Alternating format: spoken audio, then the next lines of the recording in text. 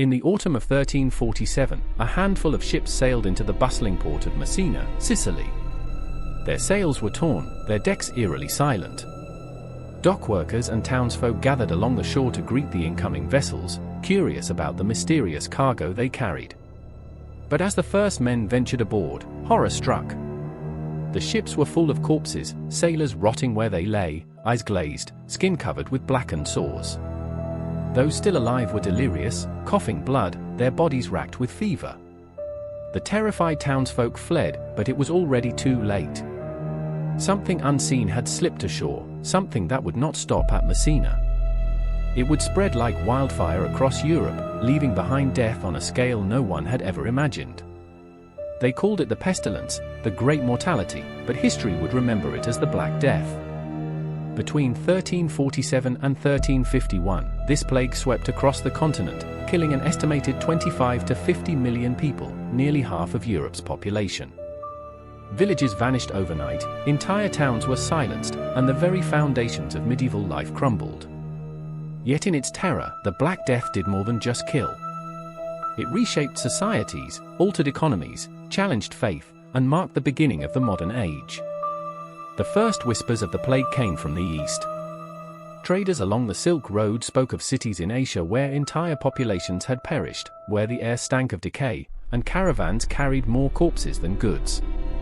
When the Mongols besieged the Genoese trading post of Kaffa on the Crimean Peninsula in 1346, they found themselves struck by the mysterious disease. In desperation, they catapulted plague-ridden corpses over the city walls. Panic erupted inside Kaffa, and sailors fled across the Black Sea, unknowingly carrying death in the holds of their ships.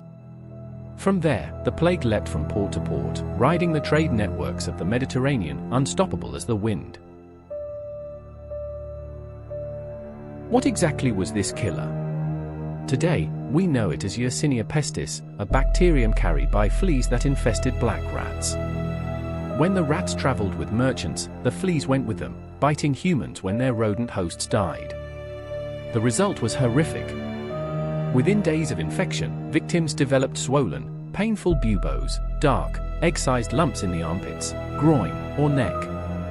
Their skin turned black from internal bleeding, their breath reeked, their fevers soared, and in many cases, death came within a week. But the plague was more than just bubonic. Some victims coughed blood, suffering a pneumonic form that spread directly from person to person through the air. Others developed septicemic plague, their blood poisoned so quickly they died before symptoms could even fully appear.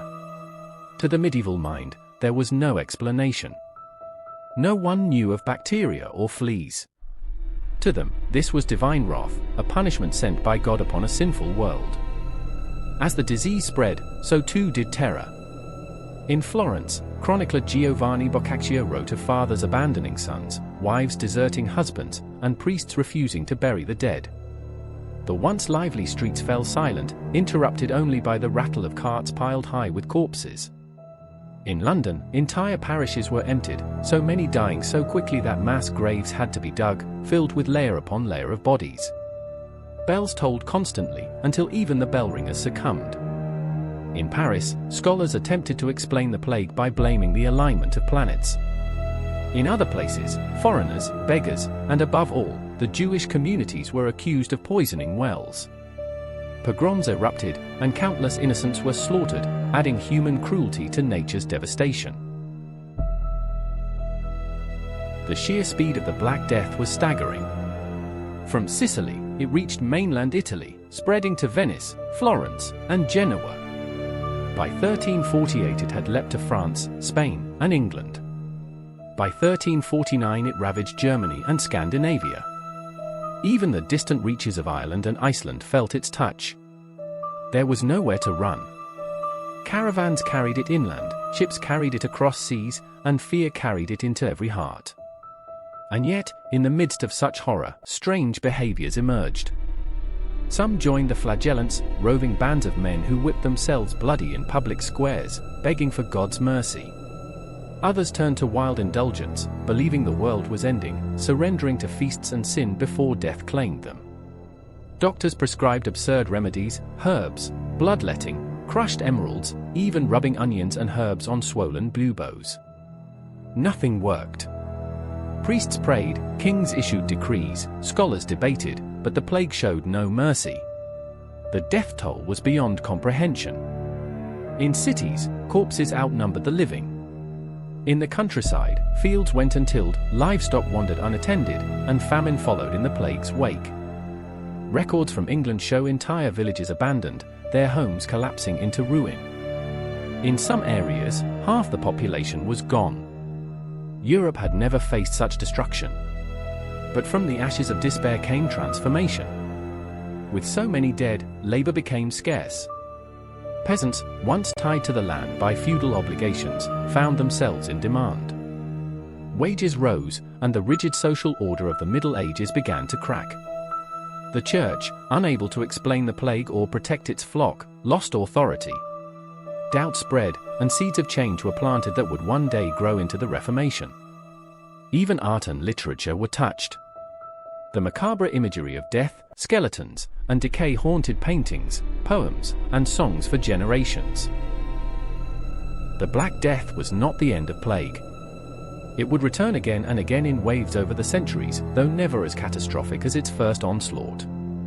Yet its initial strike remains one of the darkest chapters in human history, a reminder of nature's power and humanity's fragility. What makes the Black Death so haunting is not just the number of dead, but the way it transformed the living. It forced people to confront mortality daily, to question their faith, their society, and their future. It broke the world they knew, and from the ruins, a new one slowly emerged. To this day, the Black Death lingers in memory. Archaeologists uncover plague pits, historians pore over chilling accounts, and scientists still study its bacterium. But beyond the science lies the story of a people who faced unimaginable horror and somehow endured. The bells that rang over the empty streets of Europe have long since fallen silent, but the echoes of the plague remain. It was not just a disease. It was an apocalypse in miniature, a storm that tore through medieval Europe and left it forever changed. The Black Death remains a ghost in our history, a reminder that even in the greatest darkness, humanity endures, but never unscarred.